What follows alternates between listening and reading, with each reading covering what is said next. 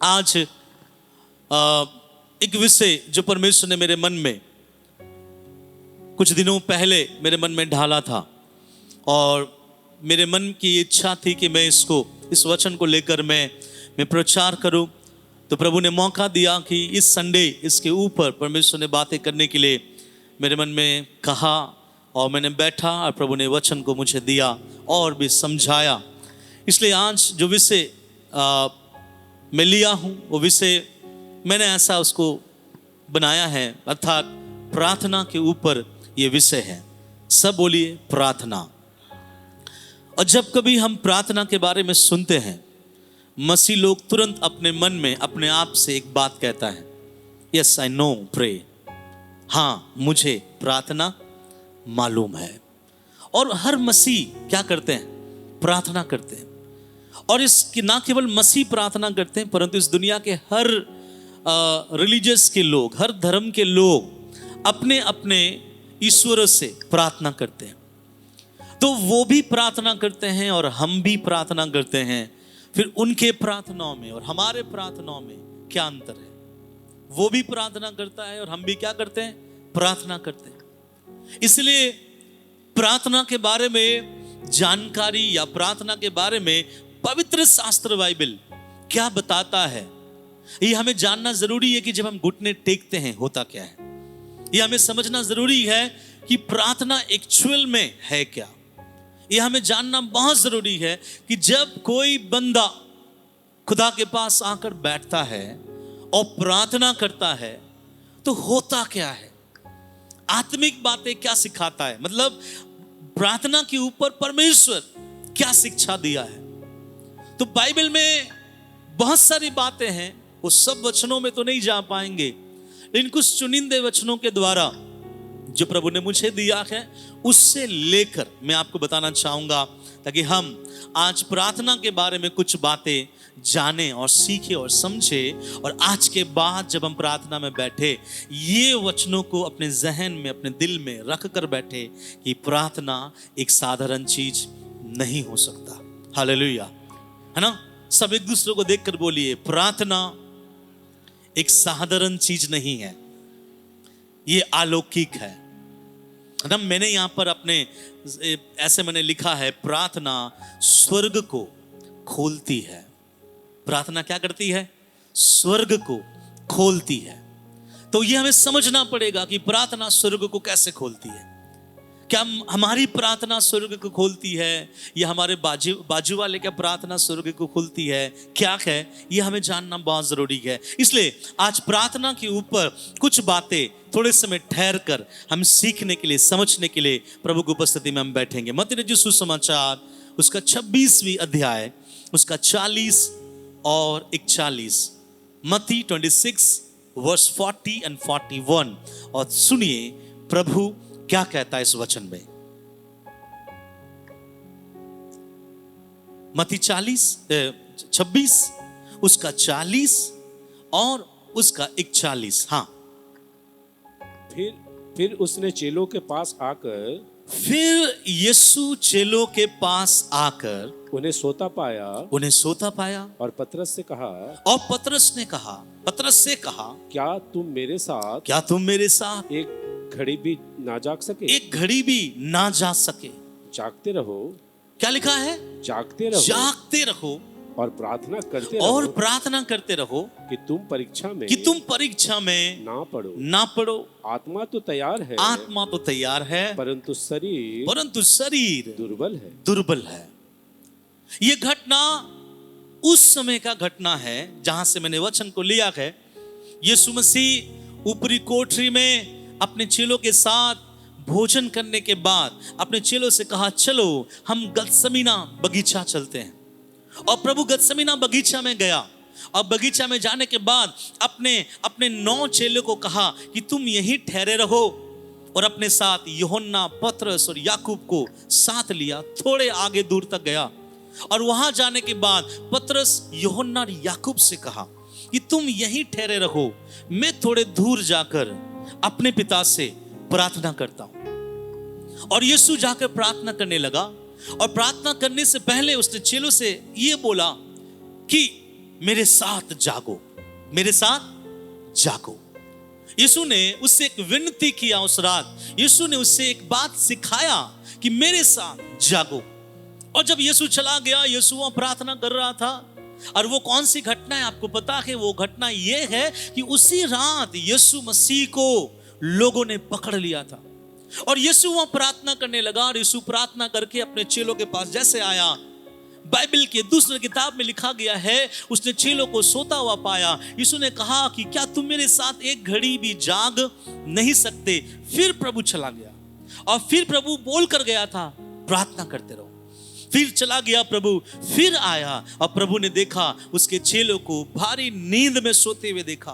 फिर प्रभु ने कहा, अरे उठो, जागो। फिर प्रभु चला गया और लिखा गया आखिरी में जब प्रभु आया तो प्रभु देखा कि वो सो रहा है। प्रभु ने कहा, अब सोते रहो, अब सोते रहो, देखो मुझे पकड़ने के लिए लोग आया है, चलो हम जाते हैं। ऐसा लिखा है। और इस जगह पर जब यीशु ने कहा, क्या तुम मेरे साथ ये घड़ी भी ना जाग सके? और ये घटना सुबह का नहीं, दोपहर का नहीं और ना ही शाम का है, परंतु ये घटना रात का है। और यूजुअली रात को नींद आता है, साधारणतः रात को नींद आता है। तो क्यों परमेश्वर का पुत्र यीशु मसीह ने अपने चेलों को उस घड़ी जागने के लिए कहा जिस घड़ी नेचुरली लोगों को नींद आता है? अब प्रभु ने कहा, मेरे साथ जागो, मैं चाहता हूं कि तुम मेरे साथ जाग कर प्रार्थना करो। और जब वो लोग प्रार्थना नहीं किए तो प्रभु ने पूछा, मेरे साथ जग कर तुम प्रार्थना भी नहीं कर सकते? तब प्रभु ने एक बात कहा, जागते रहो और प्रार्थना करते रहो कि तुम परीक्षा में ना पड़ो। आत्मा तो तैयार है परंतु शरीर दुर्बल है। जब इस वचन को आप पढ़ोगे, वहां कहीं पर भी प्रभु ये नहीं लिखा गया है, कहीं पर भी प्रभु ने ये नहीं कहा कि मैं चला गया था प्रार्थना करने और मैं 3-3 बार आकर देखा तुम लोग सो रहे हो, हे अल्पविश्वासी तुम उठो और प्रार्थना करो। ऐसा नहीं कहा प्रभु ने। यही यीशु ने यही पतरस को दूसरे जगह में कहा, चेलों को दूसरे जगह में कहा, मैं कब तक तुम्हारे साथ रहूंगा, हे अल्पविश्वासियों मेरे सामने से हट जाओ। लेकिन आज ये लोग यीशु बोल रहे हैं कि मेरे साथ बैठ कर प्रार्थना करो, और तीनों के तीनों बार वे फेल हो चुके, वो प्रार्थना किए नहीं, वो सो रहे थे। यहां यीशु को बोलना चाहिए था, हे अल्पविश्वासियों तुम क्यों मेरे साथ जग कर प्रार्थना नहीं करते? लेकिन प्रभु ने यहां ये शब्द का इस्तेमाल नहीं किया। प्रभु ने ये नहीं कहा कि तुम अल्पविश्वासी हो। कुछ लोगों को ऐसा लगता है कि जो लोग दुआ नहीं करते वे अल्पविश्वासी है। कुछ लोगों को लगता है जो ज्यादा दुआ करता है वो विश्वासी है। मेरे प्रभु को लगता है कि जब आप दुआ नहीं करते आप अल्पविश्वासी नहीं हो, क्योंकि विश्वासी प्रार्थना करता है, विश्वासी प्रार्थना करता रहेगा। और जब प्रभु यहां बोल रहा ना कि तुम मेरे साथ एक घड़ी नहीं जाग सकते, इसका मतलब प्रभु यहां ये नहीं बता रहा है कि सुन लो दुनिया वालों, जब भी तुम इस वचन से प्रचार करो तो प्रचार में ऐसे प्रचार करना कि मेरा चेला पतरस, मेरा चेला यूहन्ना, मेरा चेला कौन याकूब कौन क्या करने वाले हैं? प्रार्थना नहीं करने वाले हैं। ये नहीं बताना चाह रहा था परमेश्वर ये बोलना चाह रहा था यूहन्ना, पतरस और याकूब प्रार्थना करने वाला है, लेकिन इस घड़ी मेरे साथ प्रार्थना नहीं कर पाया। इसलिए प्रार्थना नहीं करना अविश्वासियों का चिन्ह नहीं है, क्योंकि विश्वासी थोड़ा मोड़ा क्या करेगा? प्रार्थना करेगा ही। भले वो प्रार्थना से पहले आमीन बोल दे चलेगा। कुछ किसी से जब लोग पूछते प्रार्थना करते हो तो लोग कहता कि हाँ हम प्रार्थना करते, 3 टाइम, नाश्ते में आमीन, दोपहर के लंच में आमीन और रात के डिनर में आमीन। तो इस हिसाब से देखा जाए तो दुनिया का हर एक मसीह व्यक्ति अपनी जिंदगी में 3 बार क्या करता है? प्रार्थना करता है। ऐसा तो मैं बहुत बार प्रार्थना करता हूँ, घर से निकलता हूँ आमीन, कहीं जाना है आमीन। तो ऐसे लोग बहुत बार प्रार्थना कर रहे हैं। लेकिन यहां पर बात समझिएगा, यीशु ने कहा जागते रहो, प्रार्थना करते रहो ताकि तुम परीक्षा में ना पड़ो। ये लाइन में बहुत सारा संदेश छुपा है, मैं सब संदेश नहीं बोल सकता। मैं एक शब्द वहां से निकाल कर मैं आपको बोलना चाहूंगा, है ना। वहां प्रभु कहता है जागते रहो। फिर से पढ़िए अंकल उस वचन को, 41 जागते रहो। और सारे लोग ध्यान दीजिए, प्रभु कैसे प्रार्थना करने के लिए कह रहा है? जागते रहो। नहीं, मैं पूछ रहा हूं प्रभु कैसे प्रार्थना करने के लिए कह रहा है? जागने वाला प्रार्थना। अभी आप बोलिए प्रार्थना तो सब करते हैं, मैंने बोला आप बोलिए प्रार्थना तो सब करते हैं, लेकिन जागने वाला प्रार्थना थोड़े लोग करते हैं। समझ गए? तो प्रभु कौन सा प्रार्थना की जिंदगी में अपने चेलों को लेके आना चाह रहा था? जागने वाला प्रार्थना। कलीसिया तो सब आते हैं, लेकिन जागने वाला विश्वासी बनना बहुत क्या है? जरूरी है ना? कलीसिया में, आराधना में किसी को नींद आएगा नहीं, और हमारा भाई दिनेश किसी को सोने देगा भी नहीं। लेकिन जब जैसे प्रचार का समय आता है, लोगों का आंख क्या होता है? भारी होता है। तो मुझे कभी कभी लगता है कौन सा वरदान है? सुलाने का। ऐसे सोएंगे ना तो पास्टर को अपने ऊपर डाउट होगा कि मेरे अंदर कौन सा वरदान है? सुलाने का, है ना? इसलिए जब प्रभु का वचन सुनते हैं, अगर आपको नींद आता है, बुरा नहीं मानना, अपने क्या बोलते, अपने मन को समझाना। ये दुष्ट आत्माओं की ताकत है जो प्रभु के लोगों को वचन सुनाने नहीं देता या सुनने नहीं देता है। भाई साम जब शुरुआत में इस कलीसिया को ज्वाइन किया, उन्होंने मुझसे कहा, पास्टर जी मैं जब भी प्रचार के समय में आता है, मुझे भारी क्या आता है? नींद आता है, क्या करे? मैंने बोला ब्रदर शाम, ये चीज सही नहीं है। आप उसके ऊपर अधिकार लेकर प्रार्थना करें और उसको बोलिए कि मैं हर एक नींद को दूर करता हूं जो वचन के समय मेरे अंदर में आता है। आप अधिकार लेके प्रार्थना करते रहो, देखो आपसे नींद क्या हो जाएगा? चला जाएगा। कुछ दिनों के बाद भाई साम ने कहा, पास्टर जी वो नींद चला गया। जो नींद प्रार्थना से जाए वो दिया हुआ शैतान का है, जो नींद प्रार्थना में आए वो खुदा देता है। समझदार वाले बोले हालेलुया। बिना प्रार्थना का अगर नींद आपको मिल रहा है तो वो नींद कौन दे रहा है? कौन दे रहा है? अरे मैं बोलना चाह रहा हूं, रात की बातें नहीं है, कलीसिया की बातें हैं। अगर कलीसिया में बिना प्रार्थना किए आप सो रहे हैं, दैट मीन्स वो खुदा आपको नहीं सुला रहा है, कोई और सुला रहा है, ताकि आपका जिंदगी आत्मिकता में सोता रहे।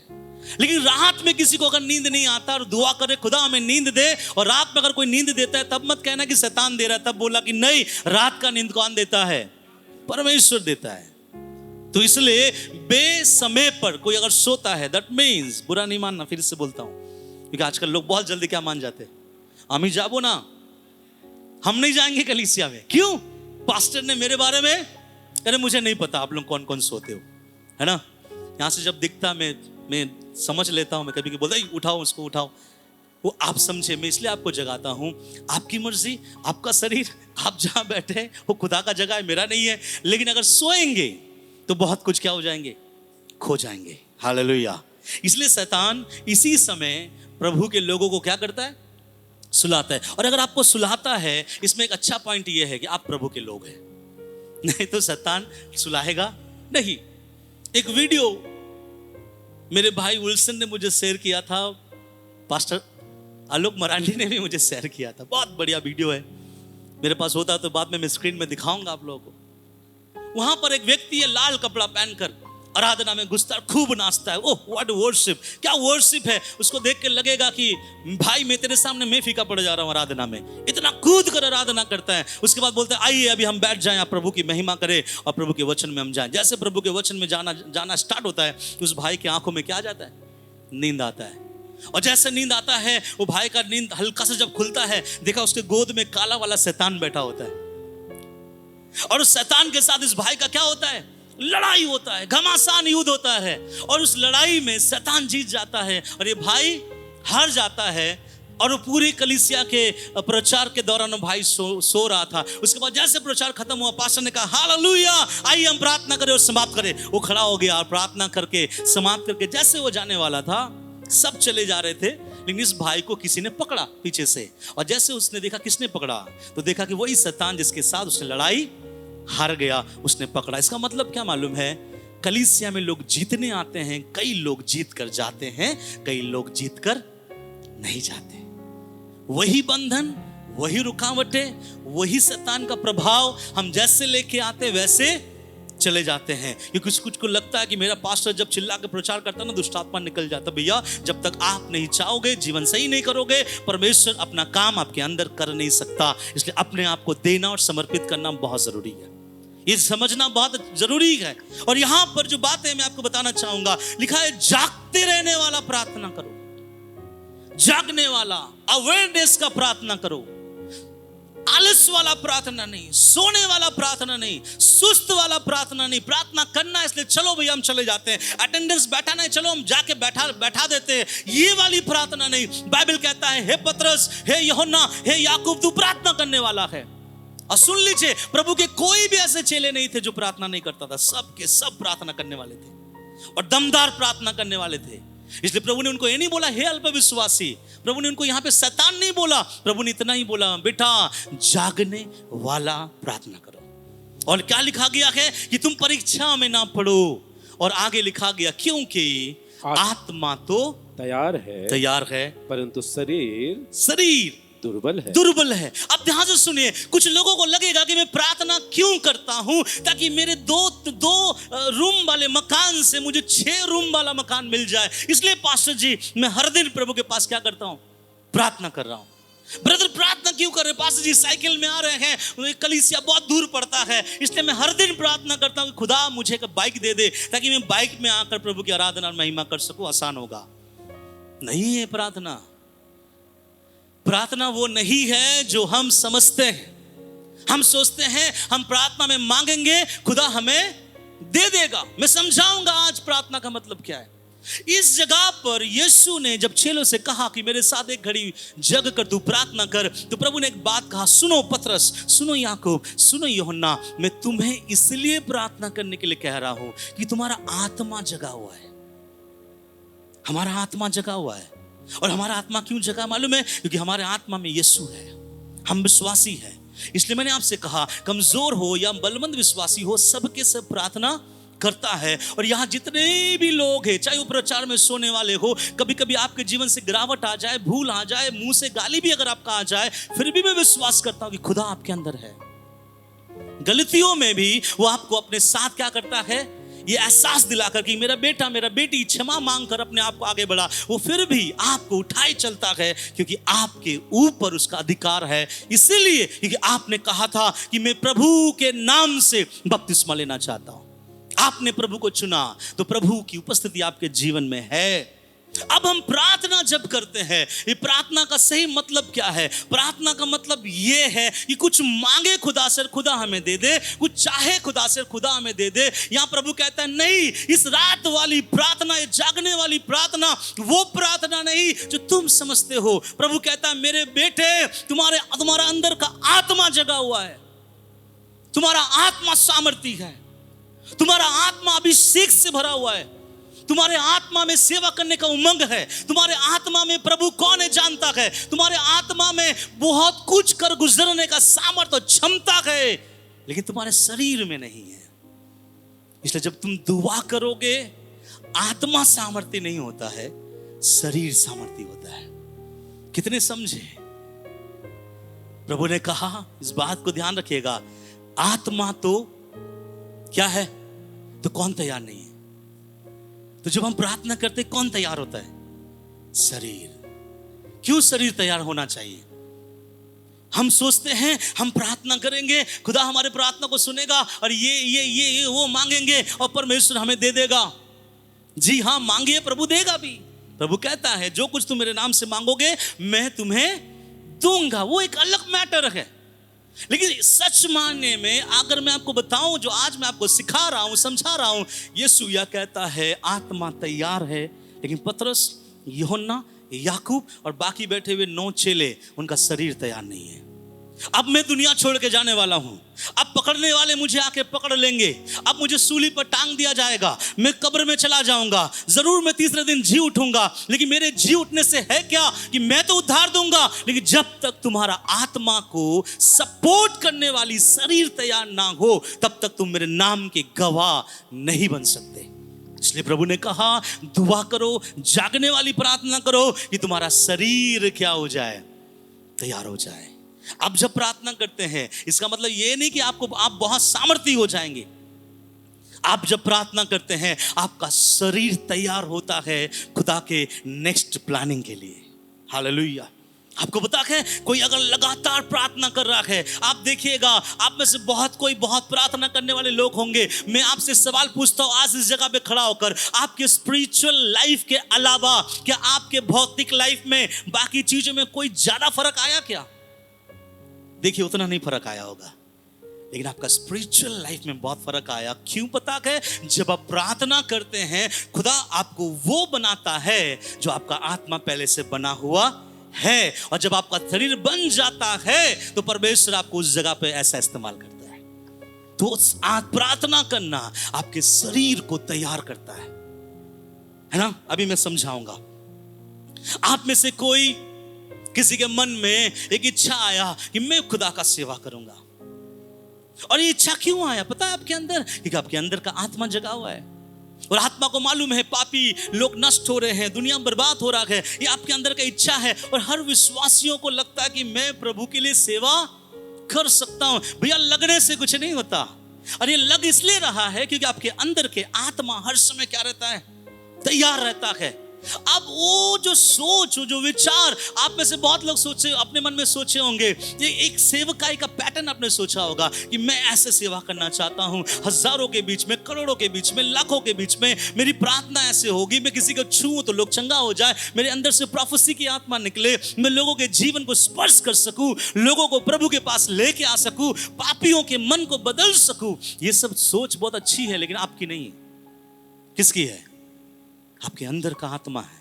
कि मालूम है ये आत्मा यहां के बारे नहीं सोचता, ये आत्मा वहां के बारे सोचता है।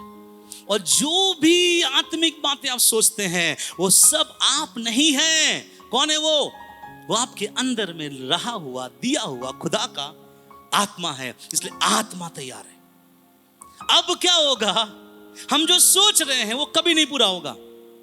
अब जो सोच रहे हैं उसको मन में रखकर अब मैं ये प्रार्थना करने के लिए बैठ जाता हूं। खुदा नहीं पता कि वो कैसे होगा, लेकिन मैं प्रार्थना कर रहा हूं। जनवरी पूरा मैंने प्रार्थना किया, फरवरी पूरा मैंने प्रार्थना किया, मार्च पूरा मैंने प्रार्थना किया, अप्रैल पूरा मैंने प्रार्थना किया। मुझे नहीं पता कि क्या हो रहा है, आत्मिक वातावरण में क्या हो रहा है मुझे नहीं पता, लेकिन पता है मेरा शरीर उस दर्शन के लिए अंश अंश करके प्रार्थना के द्वारा मेरा शरीर के अंदर के शारीरिक क्रियाओं को मैं प्रार्थना में मार रहा हूं, और मेरे आत्मा में जो सोच है, विचार है, दर्शन है, उस दर्शन के लिए मेरा शरीर दिन प्रतिदिन मैं तैयार कर रहा हूं। और एक समय आएगा जो मैंने सोचा था, एक समय आएगा जो दर्शन देखा था, एक समय आएगा जैसा मैंने सोचा कि खुदा की महिमा करूंगा, आपका खुदा आपको लेकर वैसे सामर्थ के साथ इस्तेमाल करना स्टार्ट करेगा।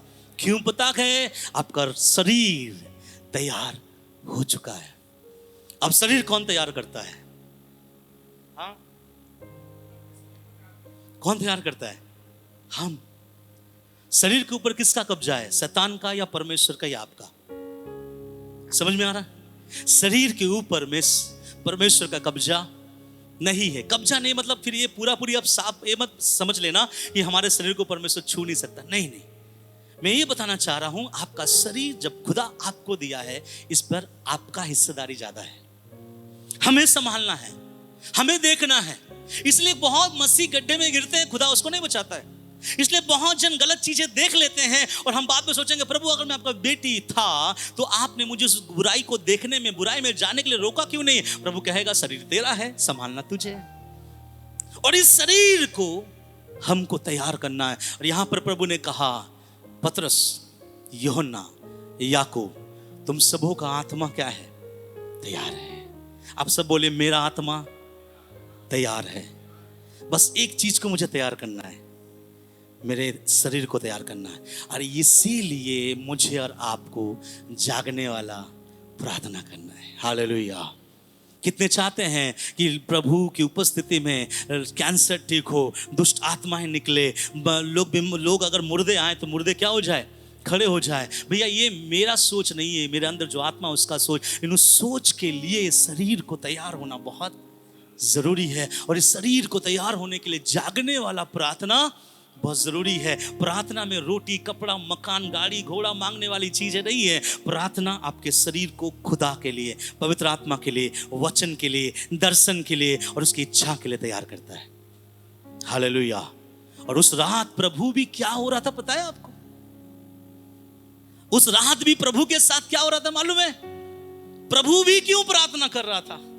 प्रभु जब प्रार्थना करने गया, आप में से बहुतों को मालूम होगा, प्रभु को प्रार्थना के शब्द ऐसे थे, हे खुदा हो सके तो कटोरा मुझसे हट जाए। ये बातें परमेश्वर की नहीं मालूम होती। परमेश्वर ऐसे प्रार्थना नहीं कर सकता।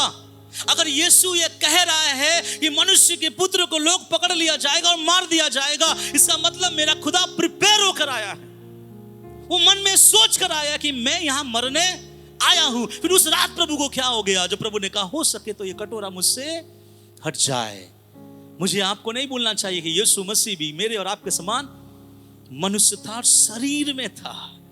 अब यीशु के अंदर का जो आत्मा है तैयार है। शरीर समझिएगा, शरीर जो है, इसलिए यीशु ने बोला, इसलिए यीशु ने प्रार्थना किया, नहीं जैसे मेरी मर्जी है वैसे नहीं, जैसे तेरी मर्जी है वैसे पूरी हो।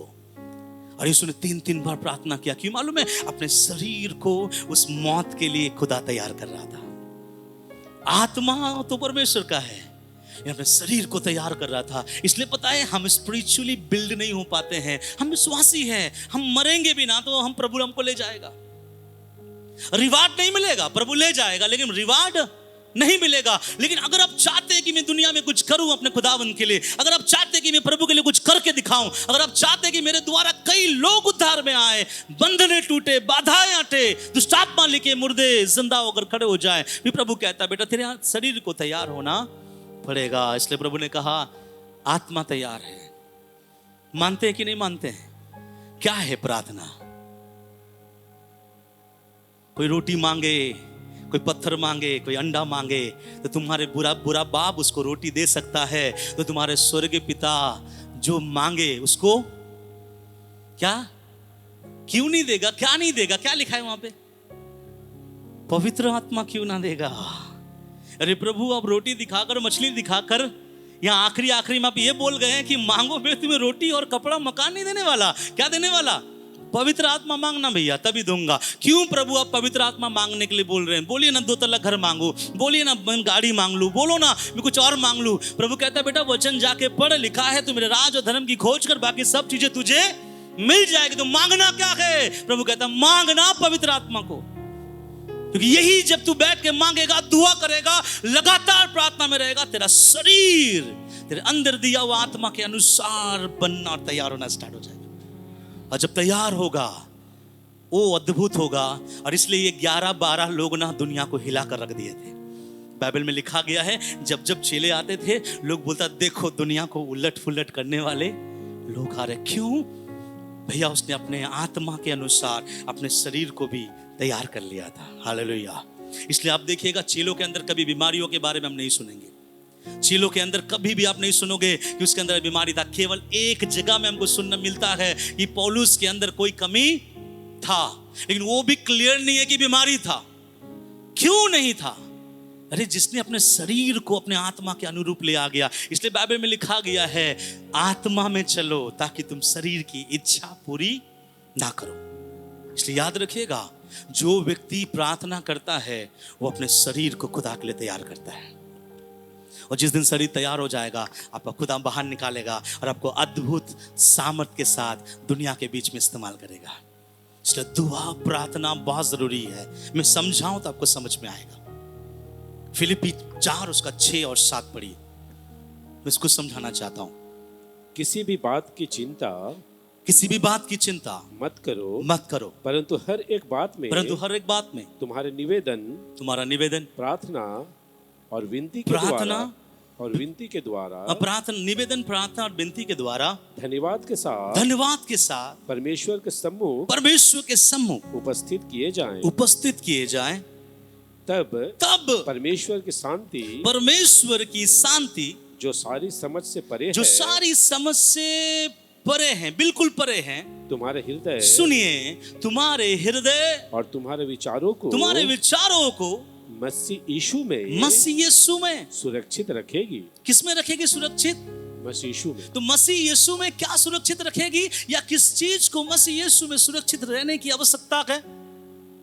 इस वचन के हिसाब से बाइबल बताता है, फिलिपियों की किताब में 4, 6 और 7 में लिखा गया है, तब परमेश्वर की शांति जो हमारे और आपके समझ से परे है। हम सोच नहीं सकते ये खुदा की शांति कैसे हो सकती है। लिखा गया है आगे में, तुम्हारे हृदय और तुम्हारे विचारों को मसीह यीशु में क्या रखे? सुरक्षित रखे। किसी का विचार, किसी का हृदय मसीह यीशु में क्या होना चाहिए? सुरक्षित होना चाहिए। इसका मतलब कुछ इस दुनिया में कुछ ऐसे लोग भी हैं जिसके विचार, जिसके हृदय यीशु के द्वारा सुरक्षित, समझ रहे मेरे बातों को? और जब पौलुस लिख रहा था तो किसको लिख रहा था? अन्य जातियों को लिख रहा था या कलीसिया को लिख रहा था? कलीसिया को। और ध्यान से सुनिएगा, मतलब प्रभु ये बताना चाह रहा है, मैं सिंपल सी एक बात बताऊं आपको समझ में आएगा। प्रभु पौलुस के द्वारा ये बोलना चाह रहा था कि तुम्हारा शरीर तुम्हारे कंट्रोल में नहीं है, तुम्हारा शरीर तैयार नहीं है। और जब तुम्हारा शरीर अगर तैयार नहीं है, इसलिए मैं बोलता हूं अपने शरीर के ऊपर, अपने समझ के ऊपर और अपने हृदय के ऊपर और तेरे दिमाग के विचारों के ऊपर एक काम कर कि यीशु मसीह का सुरक्षा है। और यीशु मसीह की सुरक्षा के लिए तुमको क्या करना है? किसी भी बात की चिंता नहीं करना है, परंतु हर एक बात में अपना निवेदन, विनती, हाँ वो शब्द आया है, क्या आया? प्रार्थना। और जब हम प्रार्थना करेंगे हमारा शरीर तैयार होगा, हमारा हृदय और हमारा विचार को कोई घेर लेगा, और वो घेरने वाला मेरा और आपका यीशु मसीह होगा। तो मेरा विचार यीशु के हाथ में, मेरा दिल यीशु के हाथ में इसलिए है क्योंकि भैया मैंने उसके लिए दुआ किया है। ऐसे प्रभु हमारे हृदय को अपने हाथ में नहीं लेगा। आप में से कितने हैं, मैंने ये वचन को, इसी वचन को लेकर मैंने कॉटेज मीटिंग में मैंने प्रचार किया था। कितने मसीह लोग हैं जो प्रभु की आराधना करते हैं, लेकिन इसके बावजूद उसके अंदर सुसाइड का आत्मा काम करता है। कितने प्रभु के लोग हैं जो बपतिस्मा ले चुके हैं, लेकिन कुछ मुसीबत अगर आए तो अचानक से उसके मन में यही ख्याल आता है, मर जाऊं तो अच्छा हो जाएगा। बहुत मसीह लोग हैं जो प्रभु का आत्मा उसके अंदर है, लेकिन वो दूसरों के हानि के लिए सोचता है। बहुत प्रभु के लोग हैं जिसको, जो प्रभु में है, वो प्रभु में रहकर प्रभु में चलने वाले लोग हैं, लेकिन समय समय पर कुछ ऐसे कदमों को उठा लेते हैं, ऐसे डिसीजन ले लेते हैं। अगर आप देखेंगे तो आपको लगेगा कि उसको हम ऐसा बोले जैसा खुदा ने पतरस से कहा, हमको भी मन करेगा, आपको भी मन करेगा, आप भी उसको ऐसे ही बोले, है शैतान मेरे सामने से क्या कर। समझ रहे? क्यों? क्योंकि बाइबल में लिखा गया कि उसका समझ और उसका हृदय सुरक्षा नहीं है। आप में से कितने लोग जिसके जेब में पैसे नहीं ना हो, लोग अगर आपको दो बातें बोले, आपको कोसे, आपको कुछ गलत बातें बोले, तो आपके मन में ये विचार आता है कि मैं मर जाऊंगी या मर जाऊंगा। तो माफ करना, अभी तक आपका आत्मा खुदा के हाथ में तो है, लेकिन आपका शरीर अभी तक प्रभु में पूरी तरह से तैयार नहीं हुआ। इसलिए प्रभु कहता है विनती करो, प्रार्थना करो, निवेदन करो, ताकि खुदा यीशु तुम्हारे सोच, तुम्हारे हृदय को क्या करे? सुरक्षा करे। आपका हृदय किसके हाथ में है? किसके हाथ में है? हम बोलते हैं प्रभु के हाथ में ना, आप बोलते हैं प्रभु के हाथ में, लेकिन नहीं, प्रभु के हाथ में नहीं है। क्यों नहीं है? प्रभु जबरदस्ती किसी का हृदय अपने हाथ में लेता नहीं है। हमको देना पड़ेगा, और देने के लिए क्या करना पड़ेगा? विनती, प्रार्थना, निवेदन लगातार धन्यवाद के साथ करना पड़ेगा। फिर एक समय आएगा सुसाइडल सोच आपके अंदर से बाहर चला जाएगा। आपके सोच के अंदर सुसाइडल स्पिरिट काम नहीं कर पाएगा। जब वो स्पिरिट घुसने के लिए कोशिश करेगा तो वो ये देखेगा किसी ने उस सोच के चारों ओर लहू का बाड़ा बंद के रखा है। और वो बाड़ा किसने दिया है?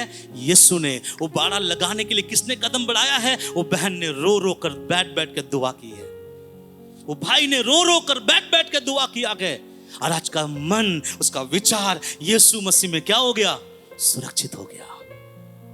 इसलिए लिखा गया है शरीर तैयार नहीं है, आत्मा तैयार है। इसलिए शरीर को तैयार करने के लिए मुझे और आपको प्रार्थना करना बहुत जरूरी है। एक और वचन में पढ़ेंगे, समझ में आएगा। रोमी 12 अध्याय 1 और 2 वचन। इसलिए हे भाइयों, इसलिए हे भाइयों, मैं तुमसे हाँ, परमेश्वर की दया स्मरण दिलाकर विनती करता हूँ कि हाँ, अपने शरीरों को जीवित और पवित्र और परमेश्वर को भावता हुआ बलिदान करके चढ़ाओ, यही तुम्हारी आत्मिक सेवा है। इस संसार के सदृश ना बनो, परंतु तुम्हारे मन के नए हो जाने से तुम्हारा चाल चलन भी बदलता जाए, हाँ, जिससे तुम परमेश्वर की भली और भावती, आखिरी वाला ध्यान दीजिएगा, परमेश्वर की भली और भावती और सिद्ध इच्छा, हाँ, अनुभव से, हाँ, मालूम करते रहो। किसकी इच्छा? सुनिए, बोलिए, परमेश्वर की भली भावती सिद्ध इच्छा मैं मालूम कर सकूं। लेकिन कैसे होगा पता है? लिखा गया, हे मेरे प्रिय भाइयों, मैं परमेश्वर की दया स्मरण दिलाकर तुमसे विनती करता हूं कि अपने शरीरों को परमेश्वर के लिए क्या कर दो? बलिदान करके चढ़ा दो। यहां क्यों शरीर को बलिदान करके चढ़ाने के लिए कहा? सुनिए ध्यान से। कई लोग चाहते हैं कि मैं भी खुदा का दर्शन देखना चाहता हूं, मैं भी, पास्टर लोग कहते हैं कि स्वप्न देता है खुदा, मैं भी देखना चाहता हूं, प्रभु बात करता है, मैं भी प्रभु का आवाज सुनना चाहता हूं, प्रभु का आत्मा हमें छूता है, मैं भी स्पर्श करना चाहता हूं। लेकिन वो तब तक संभव नहीं है जब तक आपका शरीर को आपने खुदा के लिए तैयार नहीं किया है। समझ रहे हैं? लोग सोचते हैं जो बाकियों के साथ है मेरे साथ भी होगा। कभी नहीं होगा, क्योंकि बाकियों का समर्पण और आपके समर्पण में बहुत फर्क है। बाकियों ने अपने शरीरों को मार कर यहां तक आया है, आप शरीरों को मारे नहीं है, यहां तक पहुंच गए हैं। तो जो स्पर्श उनको मिलता है आपको नहीं मिल पाएगा, क्योंकि आपने अपने शरीरों को अभी तक मारा नहीं। इसलिए बाइबल में लिखा गया, मारो अपने शरीरों को और खुदा की सिद्ध इच्छा समझ पाओगे। ये दो वचन का मतलब यही है, पहले अपने शरीरों को मारो और अपने परमेश्वर की सिद्ध इच्छा को मालूम करो। और इसी चीज को प्रभु कहता है कि आत्मा तैयार है, शरीर को तैयार करो। शरीर को मानने का मतलब ये नहीं कि हम शरीर को खत्म कर दे। शरीर को मानने का मतलब ये है, शारीरिकता में जो शारीरिक क्रियाएं हैं उनको क्या करना है? खत्म या दबाना या मारना है। तब आपका शरीर आपके आत्मा के हिसाब से चलेगा। सब बोले हालेलुया। जब लड़की और लड़की का विवाह होता है, लव मैरिज के बारे में नहीं बोलूंगा मैं, अरेंज मैरिज में ज्यादातर ऐसा होता है कि लड़के और लड़की का जो कद है वो बहुत देखा जाता है। अगर लड़के क्या बोलेंगे 5 फीट का है तो उनके लिए जो अर्धांगिनी ढूंढ रहा है उनके मम्मी पापा, तो उस लड़के से 2 इंच कम से कम क्या होना चाहिए? कम होना चाहिए, या वो छोड़ दो, बराबर मिले, लेकिन उससे बड़ा ना। लव मैरिज में वो नहीं होता है। वो तो एक कहावत है, लव मैरिज में दिल लगे चुड़ैल से तो परी क्या चीज है, वो लव मैरिज में बोलते हैं। प्यार इंसान को, और प्यार ऐसे होता भी है, वो कुछ नहीं देखता है, और वो प्यार का परिभाषा है कि वो इंसान का कद, हाइट, साइज नहीं देखता है, वो इंसान के दिल से क्या करता है? प्रेम करता है। लेकिन अरेंज मैरिज में ये होता है कि लड़का लड़की का जो साइज है क्या होना चाहिए। यहां क्या हो रहा बता, यहां क्या हो रहा मालूम है? आपके अंदर का आत्मा 6 फीट का है और अभी तक आप 3.5 फीट के हैं। आपके आत्मा 6 फीट का है और आप कितने का है? 3.5 फीट के। और जब 3.5 फीट के हैं और ये 3.5 फीट के शरीर ये सोच रहा है कि हाथ बढ़ाऊं तो मुर्दे जिंदा हो जाए, प्रचार करूं तो लोगों का कलीजा हिल जाए, और प्रभु के सेवकाई में हजारों लाखों के बीच में जाके सेवा करे। प्रभु कहता है बेटा ये होगा, लेकिन तेरे 3.5 फीट के कद को दुआ में बढ़ाते इस आत्मा के कद में क्या करना पड़ेगा? लाना पड़ेगा। जिस दिन आ गया आप देखिएगा आपको खुदा उसकी मर्जी में चला पाएगा, उससे पहले नहीं। इसलिए प्रभु ने कहा शरीर तो दुर्बल है परंतु तुम्हारा आत्मा तैयार है। पतरस में जो कह रहा हूं, बैठ के दुआ करो मेरे बेटे, इसलिए बोल रहा हूं कि अपना शरीर तैयार करने का समय आ चुका है। अब तक प्रभु हम क्या कर रहे थे? प्रभु को बोल रहा होगा बेटा अब तक तेरे आत्मा को मैं तैयार कर रहा था, अब तक तेरे आत्मा को मजबूत कर रहा था, अब तेरे हाथ में है, दुआ कर, जाग कर प्रार्थना कर और अपने शरीरों को क्या कर? तैयार कर, और देख फिर काम होगा। इसलिए मैंने यहाँ पे आपको बताया कि अपने शरीरों को खुदा के लिए जीवित बलिदान होकर क्या कर दे? चढ़ा दे। सब बोले हालेलुया। क्या है प्रार्थना? बोले ना, अंडा, मछली, दूध, घर, गाड़ी, घोड़ा मांगना या प्रार्थना मतलब अपने शरीर को क्या करना, तैयार करना। किसके लिए? अपने खुदा के लिए। मैं और भी थोड़ा कुछ बताऊं, प्रार्थना में चलते हैं। मत्ती 6 अध्याय उसके 6 में आते हैं और बड़े ध्यान से सुनिए उसमें क्या लिखा है। परंतु जब तू प्रार्थना करे तो अपनी कोठरी में जा, हाँ, और द्वार बंद कर अपने पिता से जो गुप्त में है प्रार्थना कर। तब तेरा पिता जो गुप्त में देखता है तुझे प्रतिफल देगा। तुझे क्या देगा? प्रतिफल देगा। ये है प्रार्थना का सार नया नियम का। ठीक है, अब इसमें से समझते हैं कि परमेश्वर एक्चुअल में क्या बोलना चाह रहा था। आज हम ये समझ गए हैं कि हर एक चीज के लिए अपने परमेश्वर से क्या करो? प्रार्थना करो। प्रभु ने कहा जब तू प्रार्थना करे, इसका मतलब तू प्रार्थना करता है।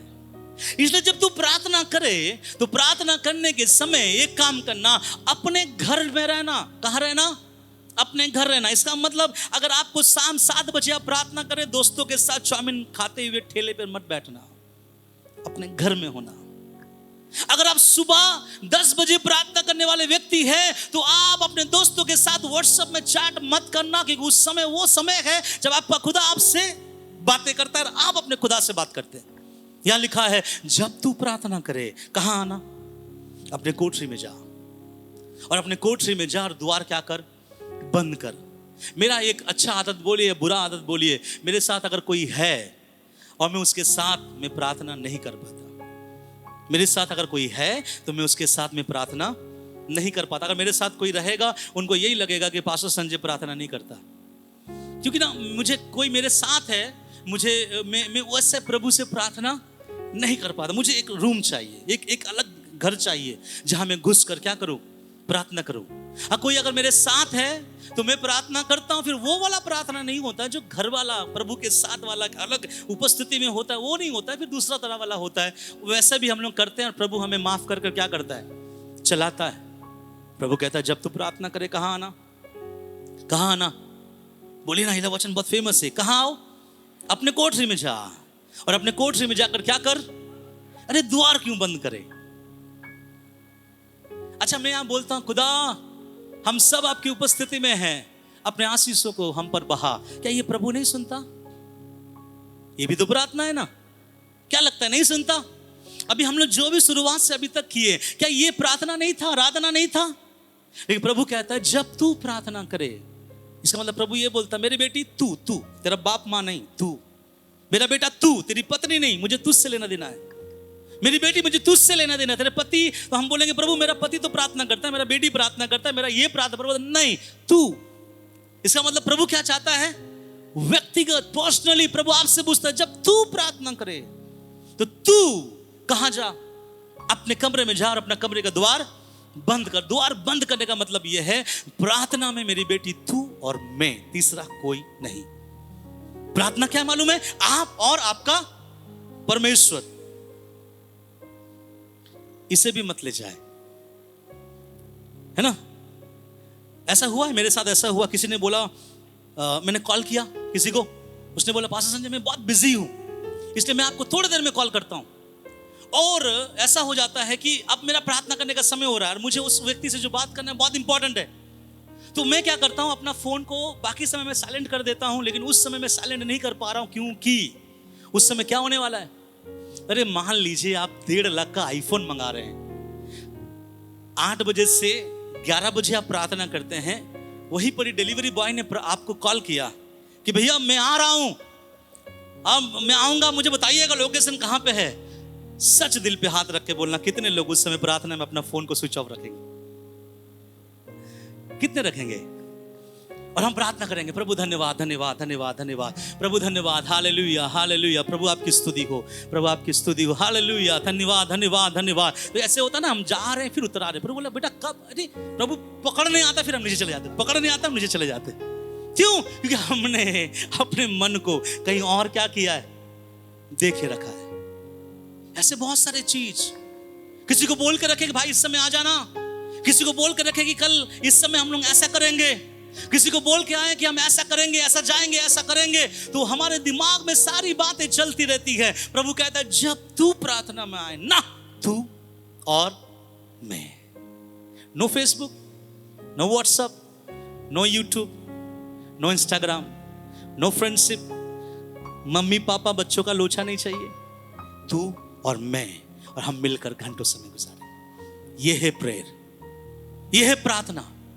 अब आपका माइंड में थोड़ा सा चेंज करूंगा, ध्यान से सुनिए। जब तू प्रार्थना करे अपने कोठरी में जा, अपना कोठरी क्या कर, बंद कर। और लिखा गया है बंद करके अपने पिता से जो गुप्त में है क्या कर, प्रार्थना कर। अब आपका दिमाग थोड़ा सा घूमेगा, है ना, मैं बता रहा हूं।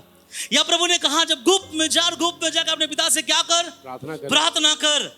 और आगे के लाइन को बड़े ध्यान से सुनना, क्या लिखा है, जब तू प्रार्थना करे, आगे, तब तेरा पिता जो गुप्त में देखता है। प्रभु देख क्यों रहे हो, यहां शब्द गलत है, यहां पे ऐसा होना चाहिए, तब तेरा पिता जो, बोलिए ना, सुनता है। हाँ, कुछ घुस रहा है आपके दिमाग में। जब तू प्रार्थना करे, रूम में जा, द्वार बंद कर और प्रार्थना कर। और प्रभु कहता है तब तेरा पिता जो गुप्त में है तुझे, तेरी सुनता नहीं है वो तुझे। ये कौन सी प्रार्थना है? हम तो सुने थे कि हम प्रार्थना करते और खुदा प्रार्थना नहीं। आज नया टीचिंग समझो, खुदा प्रार्थना सुनता नहीं, खुदा प्रार्थना देखता है। यहां ये ना लिखा है, मैं देखिए, मैं कोई नया कल्ट्स लेके नहीं आ रहा हूं, नया वचन को तोड़ मरोड़ के नहीं बोल रहा हूं। बाइबल में साफ लिखा है, इसको मैंने अंग्रेजी में भी मैंने चेक किया, वहां भी लिखा गया है तुम्हारा पिता जो गुप्त में है तुझे देखता है। इसका मतलब प्रार्थना क्या है? अरे प्रभु गलत छापा, वहां गलत छापा होगा। कौन से किताब से पढ़ रहे हैं? हम मत्ती से पढ़ रहे हैं। मत्ती भैया आपने गलत लिख लिया होगा, वहां आपको लिखना चाहिए था तेरा खुदा परमेश्वर जो गुप्त में है तेरी प्रार्थनाओं को सुनता है और तुझे क्या देगा, प्रतिफल देगा। लेकिन यहां लिखा गया नहीं, तब तू प्रार्थना करे, तेरा खुदा सुनता नहीं, तेरा खुदा देखता है। समझ में आ रहा है आपको? जब आप प्रार्थना लाइफ जीते हैं, खुदा आपके जिंदगी को देखता है। आप क्या प्रार्थना करते हैं खुदा नहीं सुनता है। क्यों मालूम है? आप बोले खुदा सुनता नहीं तो फिर देता कैसे है? मैं आगे नहीं पढ़वाना चाह रहा हूं, मैं बोल दे रहा हूं, आगे ऐसा लिखा गया है, अन्य जातियों की तरह बकबक मत बोलना, क्योंकि उनको ऐसा लगता है कि ज्यादा बोलने से ज्यादा सुना जाएगा। उसके बाद जो बात है ना, वो आपको और हमको डरा देगा, क्योंकि तेरा स्वर्ग पिता मांगने से पहले जानता है कि तेरी क्या। तो भैया मांगे क्या? What is prayer? एक बार प्रभु बोल रहा है कि तेरी जो आवश्यकताएं है मैं जानता हूं, कि प्रभु मांगू क्या? और प्रभु मेरे परिवार में मुझे एक छोटा सा घर खरीदना है, मुझे 25,000 की जरूरत है। प्रभु जानता हूं बेटा, कुछ और बोल। प्रभु मेरे बीबी को आपकी उपस्थिति में आगे बढ़ा। प्रभु बोलता जानता हूं बेटा, कुछ और बोल। है प्रभु कलीसिया में और लोगों को ला। प्रभु बोलेगा ये भी जानता हूं बेटा, कुछ और बोल। मैं चाहता हूं कि कलीसिया के लोग डीपली इस बात को समझे, आपका खुदा जानता है कि आपका आवश्यकता। इसका मतलब प्रभु क्या चाहता है? आपकी आवश्यकताओं के लिए प्रार्थना ना करें। प्रभु कहता है जब तू प्रार्थना करने आता ना मेरा बेटा, मैं सुनता नहीं, मैं तुझे देखता रहता हूं, निहारता रहता हूं प्यार से, और मन करता है कि तुझे क्या कर लो, गले से लग जाऊं। अरे आपका छोटा सा बच्चा जब पहली बार चलता है ना, आप उसको सुनोगे नहीं, आप देखोगे मेरा बच्चा चल रहा है, और आप उसको टटोलते रहोगे, देखते रहोगे। जब मेरी बेटी यहाँ पर क्रिसमस में खड़ा होकर गीत गाती है, नाचती है, तो मैं कहीं भी रहूं तुरंत आ जाऊंगा और उसे देखता रहूंगा। क्यों मालूम है? एक रिलेशनशिप है, मुझे मेरे बच्ची को देखना, निहारता रहना पसंद है। और प्रभु कहता है जब तू प्रार्थना में आता है मैं सुनूंगा। ये मत सोचना, मैं देखता हूं तुझे। क्या देखता हूं? तेरा प्रार्थना का नियत देखता हूं, तेरा चरित्र देखता हूं, तेरा सोच को देखता हूं, तेरे विचार को देखता हूं, तेरे शारीरिक क्रियाओं को देखता हूं, तेरे अभिलाषाओं को देखता हूं, तेरे जीवन के सोचों को देखता हूं, और इसके बाद मैं डिसाइड करता हूं कि मेरे बच्चे को मुझे प्रतिफल देना है नहीं। देखता है वो। इसलिए कल से या आज से जब आप प्रार्थना में जाओ तो एक बात याद रखना, कोई सुन नहीं रहा है परंतु कोई देख रहा है। और जब देख रहा है तो ऐसे प्रार्थना मत करना। जब देख रहा है तो अन्य जाति के समान बड़बड़ा कर प्रार्थना मत करना, लिखा है तेरे बोलने से क्या लगता है मैं बहुत दे दूंगा। किसी को लगता है प्रभु को एक बार 10 बार बोलो, 11वीं बार में खुदा क्या करेगा? वो आपका मेरे बाप माँ के समान नहीं है। सुनिए, पौलुस ने बोला एक विषय के लिए मैंने परमेश्वर से प्रार्थना किया, और परमेश्वर ने बोला नहीं बेटा मैं ठीक नहीं कर सकता, मेरा अनुग्रह तेरे लिए काफी है। अब बताइए पौलुस ने कितनी बार प्रार्थना किया? बाइबल पढ़ने वाले कितनी बार प्रार्थना किया? कितनी बार? आप सोचिए, पहली बार में कुछ नहीं हुआ, तीसरी बार में कुछ नहीं हुआ, तीसरी बार में जब परमेश्वर की ओर से शब्द आ गया, पौलुस ने उस प्रार्थना को बंद किया। हम एक विषय के लिए कितनी बार प्रार्थना करते हैं? पहले क्या होता था मालूम है? मैं ऐसे प्रार्थना करता था, प्रभु आज कलीसिया में वचन बोलने के समय मुझे सामर्थ और अभिषेक से बनना। फिर मैं रात में यहाँ बैठा रहता, फिर भी मैं प्रार्थना करते रहता हूँ, फिर मैं बोलता हूँ कि प्रभु ने मुझे एक बात सिखाई, बेटा जब सुबह इस चीज को बोल दिया गया है तो ये मत समझना कि तेरे बाप को ज्यादा बोलता रहूं तो मैं तुझे क्या करूंगा।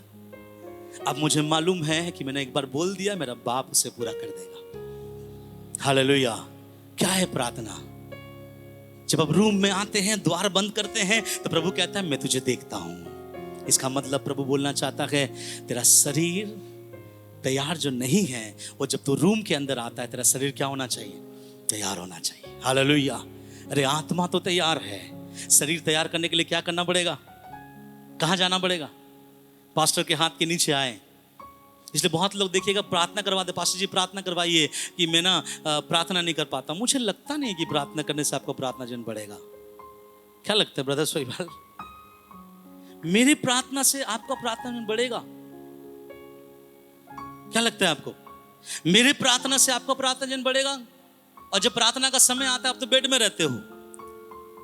मेरे बात को समझिएगा, प्रभु का वचन यहाँ पे क्या कह रखा है? जब तू प्रार्थना करे, द्वार में रूम में जा, द्वार बंद कर, और जो तेरा पिता गुप्त में है तुझे क्या करता है? हालेलुया। आपका पिता कहाँ है? कहाँ है? बाइबल में कहाँ लिखा है? गुप्त में। और गुप्त जगह कहाँ है? एक और चीज मैं आपके सामने रखना चाहता हूं, फिर से पढ़िए उसको, क्या लिखा गया है? हाँ फिर से, जब तू प्रार्थना करे तो कोठरी में जा, कोठरी में जा, और द्वार बंद करके अपने पिता से जो गुप्त में है, प्रार्थना कर, तब तेरा पिता जो गुप्त में देखता है, तुझे प्रतिफल। अरे वो कहाँ देखता है आपको? नहीं समझे? मैं समझाऊं तो आपको समझ में आएगा। आपका पिता गुप्त में है और आपका पिता आपको गुप्त में देख रहा है। नहीं समझे? जब आप प्रार्थना कर रहे हो, आप भी आपके खुदा के जगह तक पहुंच गए जहां आपका पिता गुप्त है और वो तुझे भी गुप्त में देख रहा है। समझे? आप जब दुआ करते हैं ना मेरे प्रियो, विश्वास करना, मतलब आत्मिक जगत में एक बड़ा हलचल होता है। आपके ऊपर स्वर्ग खुल जाता है और परमेश्वर अपने स्वर्गदूतों को भेजता है, प्रोटेक्शन दे मेरे बेटे को, क्योंकि वो मेरे साथ अलौकिक स्वभाव में बैठा है। और एक ऐसा चीज खुलता है जो आपको नहीं पता, और वही चीज के द्वारा स्वर्ग से हमारे जिंदगी की जरूरतों को खुदा प्रार्थना में आपके घर तक पहुंचाता है और अब अंश करके बढ़ते हैं। लिखा गया आपका खुदा जो गुप्त में तुझे गुप्त में देखता है। मतलब आप वहां पहुंच गए जहां आपका खुदा है। सब बोले हालेलुया। तो प्रार्थना मांगना नहीं है, लेकिन मैं भी नहीं बोलूंगा कि मांगना बंद कर दे रहे हैं, हम मांगे, लेकिन प्रार्थना विशेष करके आपके शरीर को खुदा के लिए तैयार करना है। आपको मालूम है जब प्रार्थना होता है अलौकिक दुनिया में कुछ होता है, स्वर्ग खुलता है और एक ऐसा वार्तालाप होता है दुनिया के किसी लोगों को नहीं पता। और यही चीज शैतान नहीं चाहता कि एक लड़की दुआ करे और स्वर्ग खुले और सारे आशीषों को उस तक पहुंच जाए। क्या लिखा है यहाँ पे इफिसी 1:3 में? हमारे परमेश्वर और प्रभु यीशु मसीह के पिता का धन्यवाद हो, उसने हमें मसीह में स्वर्गीय स्थानों में सब प्रकार की आत्मिक आशीषें दी है। कहां दिया है? कहां दिया है? स्वर्ग में। आप कहां रहते हो? पृथ्वी पर। फिर वहां से लाओगे कैसे? अरे लाएंगे ना, मेरा बाप जो गुप्त में है मुझे गुप्त में देखेगा और गुप्त से मुझे प्रतिफल देगा। आज मुझे कंगाल देख रहे हो, कल मैं प्रभु में बढ़ने वाला दिखूंगा। क्यों? क्योंकि मैं दुआ करने वाला व्यक्ति हूं। इसलिए दुआ में मांगे ना कि खुदा आपको क्या दे, आप दुआ करें, प्रभु के साथ रिश्ता बनाए और देखिए प्रभु आपके जीवन को ज्यों का त्यों कर देगा। प्रार्थना में कुछ अलौकिक चीज हुआ जो मैं कुछ बातें बताकर मैं समाप्त करना चाहूंगा। प्रेरितों के काम उसके 12वां अध्याय उसके 5 और 7 वचन में ऐसा लिखा है। वहां एक घटना हुआ, ध्यान से सुने।